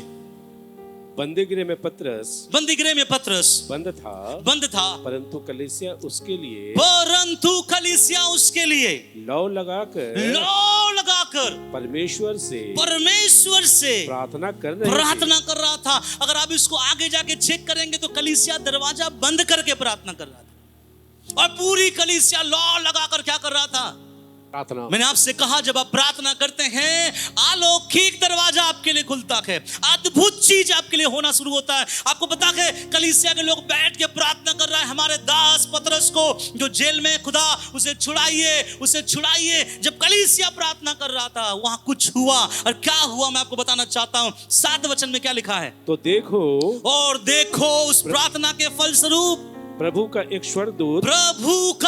स्वर्गदूत आ खड़ा हुआ और उस कोठरी में ज्योति चमकी। हालेलुया, ज्योति चमकी। और उसने पतरस की पसली पर हाथ मार के उसे जगाया और कहा उठ जल्दी कर। और उसके हाथों से जंजीरें खुलकर गिर पड़ी। हालेलुया। जब आप प्रार्थना करते हैं अलौकिक दुनिया से आपके लिए खुदा स्वर्गदूतों तक को भेजेगा आपके बंधन और जंजीरों को तोड़ने के लिए। कलीसिया लौ लगाकर प्रार्थना कर रही थी। लोगों को पता नहीं आज की हम प्रार्थना का मतलब क्या है। लोग प्रार्थना करते हैं और रोते हैं। अरे जब आप प्रार्थना करते हैं ये मानो कि खुदा ने कुछ कर दिया है, और खुदा के कंट्रोल में मैं हूं, मेरा मुसीबत भी मेरे खुदा के कंट्रोल में है। और जब आप प्रार्थना कर, यहाँ पे विश्वासी जब प्रार्थना कर रहे थे, लिखा गया है स्वर्गदूत उतर आया। कभी आप लोगों के जीवन में स्वर्गदूत आया है? कभी आप लोगों के जीवन में स्वर्गदूत आके हेल्प किया है? इसमें भी एक लॉजिक है, कभी नहीं, कभी काम करने से भी आप समझ नहीं पाओगे स्वर्गदूत काम किया। ध्यान से सुनिए, मैं बताना चाहता हूं कुछ। स्वर्गदूत आपके जीवन में है कैसे पता चलेगा? या भूत आपके जीवन में कैसे पता चलेगा? हम दुनिया में इतना मस्त हो चुके हैं ना, दुनिया में इतना मस्त हो चुके हैं, इतना हॉरर मूवी देख चुके हैं, इतना सांसारिक नानियों के कहानियों को अपने कान में डाल चुके हैं, और हमारे मन में एक चीज आ गया है कि दुष्ट आत्माएं हमारे इर्द गिर्द में क्या होता है रहता है। वो दांत वाला होता है, वो काला वाला होता है, वो सिंग वाला होता है। तो हमारा आपको क्या लगता है ये सांसारिक कहानियां क्या आपके दादी नानी ने ऐसे बोल दिया? नहीं, दुष्ट आत्मा ने बुलवाया है ताकि वो आपके जीवन में बैठ जाए और खुदा की उपस्थिति आप ना समझ पाओ। मैं आपको बताऊं, आप प्रार्थना कर रहे हैं, पकड़ लो रात में प्रार्थना कर रहे हैं, या अकेले कोई रूम में प्रार्थना करो, रूम में कोई नहीं है, और अचानक आप देखिए उस रूम में फैन ऑन हो गया। आपने फैन बंद रखा था लेकिन फैन क्या हो गया? ऑन हो गया। लिटरली मुझे बताइए, आप में से हर एक व्यक्ति के अंदर पहला सोच क्या आएगा? क्या आएगा? बोलिए ना, क्या आएगा? दूसरा दिन बोलेगा संडे में प्रभु का धन्यवाद हो, मैं रात को 3:30 बजे प्रार्थना कर रहा था, अचानक से मैंने देखा कि कोई फैन मेरा ऑन कर दिया और मैंने प्रार्थना किया, यीशु मसीह के नाम से भाग दुष्ट आत्मा, और परमेश्वर ने मुझे बचाया। वहां पे दुष्ट आत्मा बोलेगा, कौन गया था रे? कौन गया था? नहीं सर मैं तो नहीं गया। अरे ये बोल रहा कौन गया था? पप्पू को पूछो। नहीं मैं नहीं गया था। उससे पूछो। नहीं मैं नहीं गया था। वहां स्वर्गदूत बोलेगा, पिता आपके बच्चों को इतना भी अकल नहीं है कि स्वर्गदूत नहीं था, दूत था। नहीं समझे? जब मैं आपको बताऊं तो समझ में आएगा आपको। इब्रानियों के पत्री में लिखा गया है, परमेश्वर ने आपके लिए सेवा टहल करने वाले स्वर्गदूतों को रखा है। विश्वास करते हैं? है ना? अगर आप दुआ में हैं, आप पसीने में भर चुके हैं, आपने दुआ में इतना मगन हो गए कि आपको पसीना आ चुका है, आपको फैन की आवश्यकता है, क्या आपको प्रोटेक्शन में दिया हुआ स्वर्गदूत वहां जाके फैन ऑन ना कर सके? लेकिन हमारे खोपड़ियां इस तरह से भरी पड़ी हुई है कि हम दूत को भी भूत बोलते हैं। सच बता रहे हैं आपको। कभी भी रात में आपके साथ जब हलचल होता है, जब आप प्रार्थना कर, आपको लग रहा है कि आपके बगल से कोई गया है, तुरंत हम सोचेंगे दुष्ट आत्मा है। अरे वो स्वर्गदूत भी तो हो सकता है। इसीलिए स्वर्गदूत आपको और डराना नहीं चाहता, इसलिए वो दूर ही रहता। बेटी मैं नहीं आना चाहता, बीते बार आया था तूने 3 दिन तेरा बुखार नहीं उतरा, अगर इस बार आऊंगा तो मुझे नहीं पता तो क्या हो जाएगी। आप बोलेंगे आत्मिक लोगों को स्वर्गदूत से डर लगता है। बाइबल में लिखा गया जब गलौड़ियों के पास स्वर्गदूत गया, लिखा गया पहला स्वर्गदूत, अरे सुनो सुनो सुनो भाई, डरो नहीं। इसका मतलब उनको भी देख के क्या हो गया, वो कौन लोग थे, यहूदी थे। और जब मरियम के पास गया वो भी डर गए। उसने बोला चिंता डर मत, तेरे लिए एक परमेश्वर की ओर से का अभिवादन है। इसका मतलब है प्रभु के लोगों के अंदर जब दूत भी आएगा आपके घर में, आपको क्या लगेगा। कुछ लोग बोलते पता नहीं पास्टर जी रात को सोता हूं, मुझे लगता है कि मेरे घर के बाहर में कोई है, पहरा दे रहा है, पता नहीं बाबा यहां बहुत बड़ा भूत रहता है। मैं समझाना चाहता हूं प्रभु के लोगों, समझो, क्या ये नहीं हो सकता कि परमेश्वर कहता हो कि मेरे बेटी मेरे बेटे के घर के बाहर ये स्वर्गदूत पूरा रात तू खड़ा रहना। लेकिन हम क्या सोचते हैं। एक बार की बात है, मैं प्रार्थना कर रहा था और मैं प्रार्थना कर रहा था। यूजुअली क्या होता है, जब मैं प्रार्थना करता हूं तो मैं बाइबल को मेरे सामने रखता हूं। फिर मैं प्रार्थना करते करते मैं खड़ा हो गया और खड़ा होकर मैं प्रार्थना करने लगा। Hallelujah, thank you Lord. आत्मा में भर के जब प्रार्थना करने लगा, थोड़ी देर के बाद मैंने आंख खोला, मेरा बाइबल नहीं है मेरे सामने। मैंने देखा मेरा बाइबल बगल में रखा हुआ टेबल के ऊपर है। तो मुझे थोड़ा सही लगा, रही दुष्ट आत्मा मेरा बाइबल उठा के रख दिया होगा, है ना। ध्यान सुने। तो मैंने सोचा, मेरे अंदर थोड़ा सा हल्का सही आया, मैं बाइबल रखा था नीचे, क्योंकि मैं ज्यादातर बाइबल नीचे रखता हूं जब मैं प्रार्थना करता हूं। लेकिन बाइबल यहां से उठा कर वहां कौन रखा, कोई नहीं है रूम में, रूम बंद पड़ा हुआ है। तब मैंने मन में सोचा ये तो स्वर्गदूत भी उठा के रख सकता है कि मेरा बेटा खड़ा होकर अभी क्या कर रहा है, प्रार्थना कर रहा है, तो कहीं उसका पांव बाइबल के साथ। अगर आप मौका दोगे ना, खुदा का स्वर्गदूतों को देख सकते हो। लेकिन दुनिया के डर को क्या करना पड़ेगा। अरे पुराने नियम में स्वर्गदूतों को लोग अपने आंखों से देखा था, है ना। आप पढ़ के देखिएगा, लूत अपने आंखों से देखा, अब्राहम अपने आंखों से देखा। ऐसे प्रभु के कई लोग स्वर्गदूत को अपने आंखों से देखा। क्यों? उसे पता था कि स्वर्गदूत है। आज हमें ये नहीं पता कि मेरे इर्द गिर्द कौन है। और आप बोलोगे स्वर्गदूत होगा तो डर नहीं लगेगा। तो मैंने 2 एग्जाम्पल दिया, गलड़िया क्यों डरे और मरियम क्यों डरा। अरे वो लोग भी तो प्रभु में अच्छे थे। मैं बोलना ये चाहता हूं, समझो, अगर आप प्रभु यहां हैं, आपके बगल में शैतान आके डरा नहीं सकता। पहला, ठीक है, आपके बगल में शैतान आके डरा नहीं सकता। तो अगर आपके साथ उस रूम में कोई है, जरूर होगा कि बाइबल में लिखा गया कि सेवा करने के लिए स्वर्गदूतों को खुदा ने हमारे लिए दिया है, तो वो होगा ना हमारे साथ। और जब वो है हमारे साथ, तो हमको और आपको ये सोचना चाहिए कि भूत की बात नहीं है भैया, ये कौन है। तो उस समय कोई ये बोल सकता है, वेलकम एंजल, आप जो मेरे लिए आए हैं, प्लीज आप बैठिए। आपका रोंगटा खड़ा हो जाएगा। आप जितना चीजों को विश्वास करोगे उतना चीजें आपको दिखाई देगी, जितना विश्वास नहीं करोगे चीजें आपको दिखाई नहीं देगी, क्योंकि खुदा अपने बच्चों को डराना नहीं चाहता। इसलिए याद रखिएगा, हर रात में आपके रूम में होने वाली चीजें, जो चीजें ये वो है हम बोलते हैं, आपको ये भी सोचना चाहिए कि वो दूत भी हो सकता है, क्योंकि प्रभु आपके लिए उसको क्या किया है, ठहराया। और लिखा गया जब कलीसिया मिल के प्रार्थना किया, दूत गया, क्या किया, उसको छुड़ाया। आपको मालूम है, जो पतरस को छुड़ा रहा था ना, लिखा गया, पढ़ के देखिए, घर में पतरस को लगा मैं कोई स्वप्न देख रहा हूं। सोचिए, इतना बड़ा प्रभु का दास, जब दूत सामने हाथ पकड़ के ले जा रहा है उसको, उनको लग रहा हम क्या देख रहे हैं। मैं सोचा पतरस कम से कम अब तो नींद से जाग, तो अगर सेमिना में सोया, यहां भी सो रहा है। अरे दूत स्वप्न में नहीं आया, ना दर्शन में आया, परंतु साक्षात आया है कलीसिया के प्रार्थना के वजह से। लेकिन लिखा गया है जब पतरस आगे गया, दूत उसको छोड़ दिया, तब पतरस को लगा अरे सच में स्वर्गदूत आगे क्या किया। Wow, hallelujah. ऐसे कई जगह में परमेश्वर आप लोगों के जीवन में काम किया होगा। स्वर्गदूतों के द्वारा परमेश्वर आपके जीवन को कई सारी चीजों से बचाया होगा। और ये बचाता क्यों है, आपको मालूम करना पड़ेगा कि ये स्वर्गदूत ही था। हालेलुया। आपके बगल में आप ये मत सोचो कि ये भूत है, क्योंकि आपके बगल में भूत को आने के लिए भी खुदा से परमिशन लेना पड़ेगा। क्या ऐसा नहीं था कि परमेश्वर ने आज्ञा दिया तब जाके शैतान आयुब के जीवन में आया या नहीं आया? तो क्या आपको नहीं लगता कि आपके बगल में आने के लिए शैतान प्रभु से आज्ञा लेगा? नहीं। मैंने कहा विश्वास करोगे तो वैसा मैं विश्वास करता हूं, मेरे बगल में वो नहीं आ सकता बिना खुदा के इजाजत के। अगर कोई आएगा तो स्वर्गदूत होगा। तो ऐसा विश्वास करना है। तो यहां लिखा गया, सुनिए ध्यान से, जब आप प्रार्थना करते हैं अलौकिक संसार में कुछ होता है और वो चीजें दिखाई देती है जो इस संसार का नहीं है, वो उस संसार से उतरकर आपके छुटकारे का कारण बन जाता है। और पतरस को छुड़ाकर वहां से लेके गया। उसके बाद हम आगे पढ़ेंगे, मत्ती उसका 4 उसका 11 पढ़ेंगे। ध्यान से सुनिए क्या लिखा गया है। तब शैतान उसके पास से चला गया, यीशु के पास से चला गया। और देखो स्वर्गदूत आकर उसकी सेवा करने लगे। क्या करने लगे? सेवा करने। ये कौन सा समय मालूम है? 40 दिन यीशु मसीह उपवास के प्रार्थना में है। शैतान के साथ परीक्षा हुआ, यीशु प्रार्थना में है। और परीक्षाएं जब शैतान कर चुका, लिखा गया स्वर्गदूत आया और यीशु का क्या किया? प्रार्थनाएं क्या कर सकती है?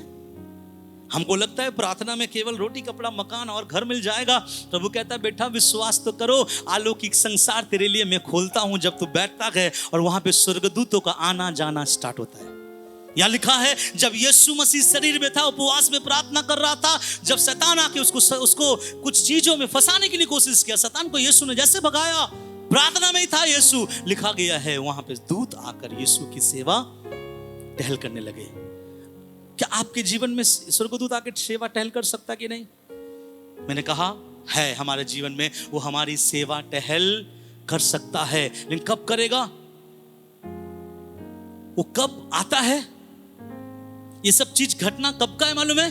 जब प्रार्थना हुआ। और एक घटना मैं आपको बताऊंगा, आपको समझ में आएगा। पढ़िएगा लूका 22 उसका 42 और 43।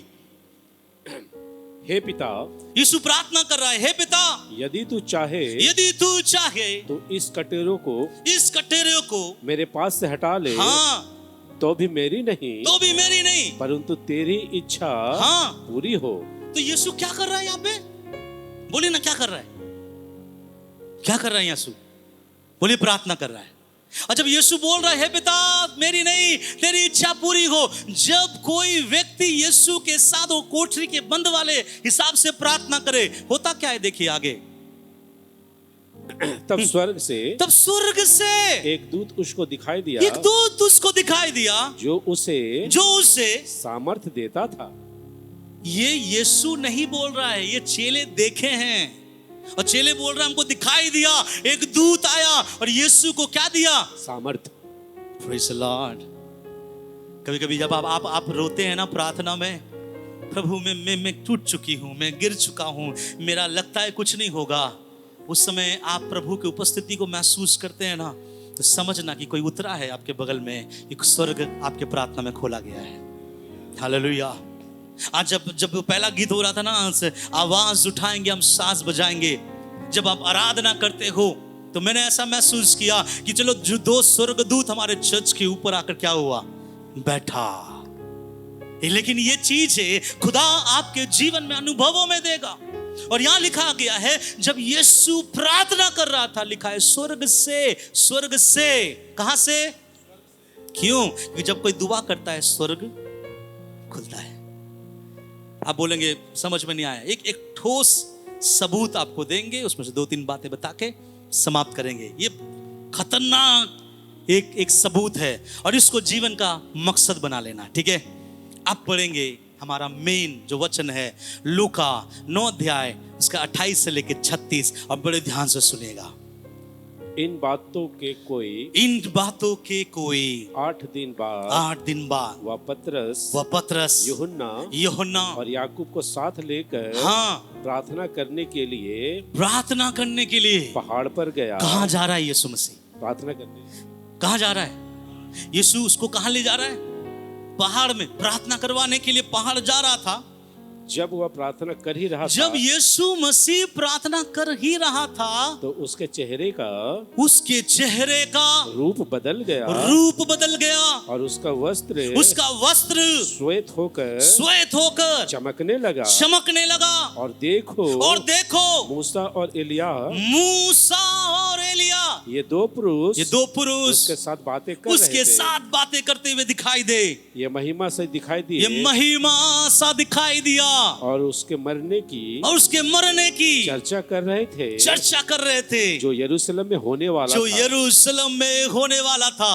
पतरस और उसके साथी नींद से भरे थे। हाँ, ये लोग कभी नहीं सुधरेंगे, हर जगह सोते रहेंगे। नींद से भरे थे, और जब अच्छी तरह सचेत हुए तो उसकी महिमा और उन दो पुरुषों को जो उसके साथ खड़े थे देखा। जब वे उसके पास से जाने लगे, हाँ, तो पतरस ने यीशु से कहा, हे स्वामी, हे मेरे स्वामी, हमारा यहाँ रहना भला है।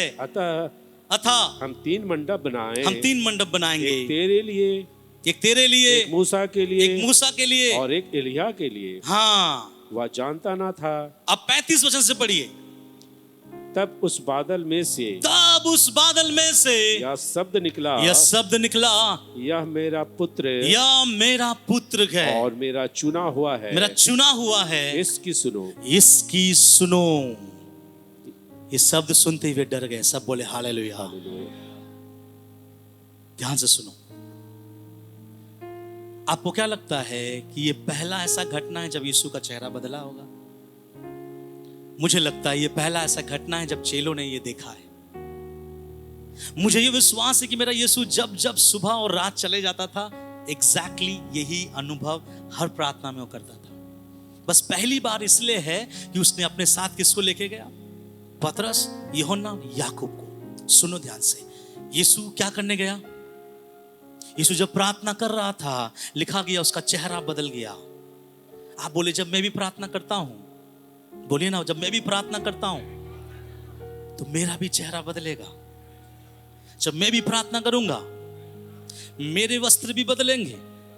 जब मैं भी प्रार्थना करूंगा तो कोई आएगा और मुझसे बातें करेगा। और यहां देखिए, यीशु का चेहरा बदला, यीशु का शरीर के कपड़े बदल गए, एक उज्जवल सा प्रभु दिखने लगा। और लिखा गया मूसा और एलिया यीशु से आकर क्या करने लगे? अबे मूसा एलिया का घर था क्या उसके नीचे? मूसा एलिया का घर था क्या उसके बाजू में? अब जो मूसा एलिया की बातें हो रही है, कहां था उस समय मूसा एलिया? इस समय मूसा एलिया कहां था जब यीशु मसीह घटना लिख रहा है बाइबल में? स्वर्ग में। तो भैया, स्वर्ग से हर व्यक्ति दुनिया में आ नहीं सकता जब तक आसमान का परमेश्वर उसको ना भेजे। मैं आपसे एक बात बोलूं, आप के जीवन में भी प्रभु के ऐसे दासों के अनुभवों को आप शायद कर सकते हो। किसी ने प्रार्थना किया था, प्रभु गुड फ्राइडे का दिन आ रहा है, मैं चाहता हूं कि आपके उस गत्सेमनी बगीचा में उस दृश्य को समझूं। जब मैं बाइबल पढ़ रहा हूं मुझे समझ में नहीं आ रहा, प्रभु मैं चाहता हूं मुझे प्रकाशन दे ताकि मैं समझूं और कल मैं कलीसिया के लोगों के सामने आपका प्रचार कर सकूं। उस रात प्रभु यीशु मसीह उस पास्टर को उठाकर गत्सेमनी बगीचा लेके गया और वो चीज दिखाया जो 2000 साल पहले यीशु ने वहां पे झेला था। उस पास्टर बोलता है, मैं वहां पत्थर के बगल में बैठा था, मेरा यीशु उस पत्थर में रो रहा था। वहां का एक एक चीज मैंने देखा, मैंने अनुभव किया, और उस अनुभव को लेकर जब गुड फ्राइडे में प्रचार किया, सुनने वाले लोग आत्मा में भर गए, सामर्थ में भर गए। आज भी खुदा मुझे और आपको गत्सेमनी बगीचा ले जा सकता है। आज भी अगर हम बोले प्रभु सूली के नीचे क्या हो रहा था मुझे समझना है, अगर आप योग्य, खुदा आज भी आपको सूली के नीचे आत्मा में खड़ा कर सकता है। अगर आप बोलेंगे प्रभु जिस रात आप बेथलेहम में पैदा हुए, मैं जानना चाहता हूं वहां पे क्या हुआ था, अगर खुदा को भाए, खुदा की मर्जी हो, तो खुदा आपको वहां भी क्या कर सकता है? लेके जा सकता है। यहां लिखा गया है जब यीशु प्रार्थना कर रहा था, स्वर्ग क्या हो गया?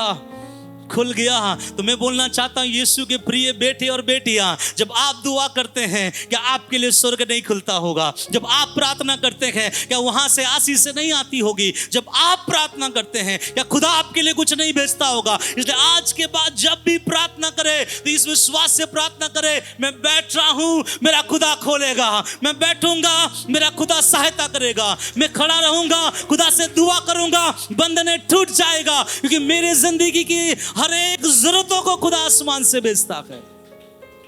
बाइबल में बोलता है, My God shall supply all my needs. कहां से?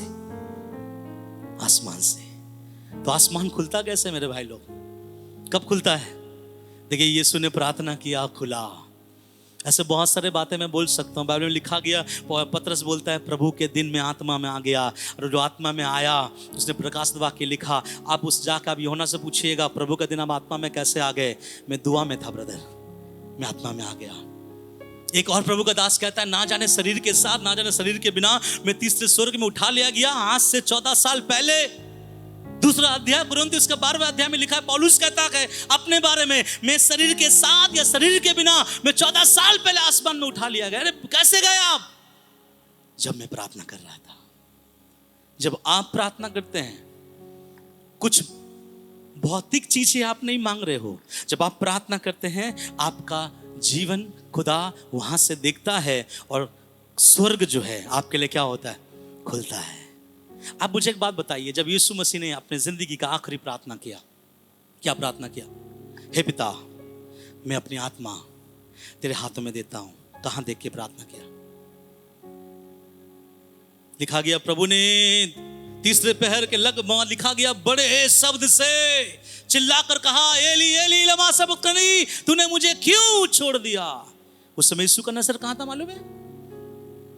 और उसने वहां ऊपर देखकर कहा, हे पिता, मैं अपनी आत्मा तेरे हाथ में सौंपता हूं। और देखिए, जब जैसे यीशु मरा, सारे जो भूकंप उसके बाद स्टार्ट हुआ। अरे खुलता है। क्या खुलता है? हम क्या सोचते हैं 2 चक्के 4 चक्के में बदल जाएंगे। हम सोचते हैं बीमारियों को ठीक करने के लिए हम दुआ करेंगे। प्रभु कहता है, वो तो तेरे मांगने से पहले मैं तुझे देता हूं। लेकिन आज के बाद जब दुआ करेंगे, यहाँ खड़खड़ की आवाज हो, वहां पे पड़पड़ की आवाज हो, ये मत समझना कि दुष्ट आत्मा है। आप ये समझना कि अगर मैं प्रार्थना कर रहा हूं, मेरे लिए खुदा अगर स्वर्ग खोला है, तो ये शैतान क्या करेगा इधर आकर? और आपके विश्वास के अनुसार शैतान क्या करता है? काम करता है। किसी ने भी ये चीज कभी सुना है दुनिया में? फिल्म छोड़ के, है ना, कि इस दुष्ट आत्मा गला दबा के मार दिया। आप बाइबल पढ़ के देखो, कभी नहीं मिलेगा। पतरस बोला होगा, मैं ना मालूम पौलुस भैया, कल मैं प्रार्थना कर रहा था, मेरे बगल में दुष्ट आत्मा खड़ा हो गया।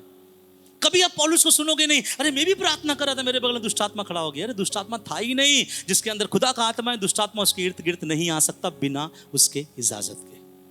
ये विश्वास करो। फिर आपके आसपास हो रहा है, कौन है? कौन है? कौन है वो? क्यों है? आपके लिए। हालेलुया, है ना? कौन है वो? वो आपके लिए, आपकी सेवा टहल करने के लिए। कुछ चीजें आपसे नहीं हो रहा, वो बाहर आपका है। इसलिए मैं कभी कभी किसी को बोलता, अपने घर के बाहर थूकना नहीं, और थूकने के अलावा बड़ी बड़ी बातें मत करना अपने घर के सामने। इंडिया में ज्यादा होता है, अपने घर के सामने सब कुछ कर लेते हैं, जो बंद दरवाजे के अंदर लोग करते हैं, और रात में घर के सामने कर लेते हैं। आपको विश्वास नहीं हो रहा है?